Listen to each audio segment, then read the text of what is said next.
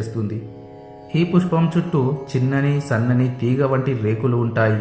ఇవి మొత్తం 100 ఉండటంతో వీటిని కౌరవులుగా భావిస్తారు. వీటి పై భాగంలో 5 రెక్కలు కలిగి ఉంటాయి. ఈ 5 రెక్కలను పాండవులకు సూచిక. ఈ 5 రెక్కలపై 3 రెక్కలు కొలువై ఉంటాయి. వీటిని బ్రహ్మ, విష్ణువు, మహేశ్వరులుగా కొలుస్తారు. మధ్యలో సుదర్శన చక్రం ఉంటుంది. ఇది శ్రీకృష్ణుడికి ప్రతీకగా భావిస్తారు. ఇలా ఈ పుష్పంలో మహాభారత సమాచారం ఉండడం చేత ఈ పుష్పాన్ని కౌరవ పాండవ పుష్పం లేదా కృష్ణకమలం అని కూడా పిలుస్తారు. మరిన్ని ఆధ్యాత్మికపరమైన వీడియోస్తో మళ్ళీ మీ ముందుకు వస్తాం. మరి ఆ వీడియోస్ను మిస్ కాకూడదనుకుంటే మా ఛానల్ను సబ్స్క్రైబ్ చేసుకోండి. అలాగే వీడియోస్ను లైక్ అండ్ షేర్ చేయడం మర్చిపోకండి.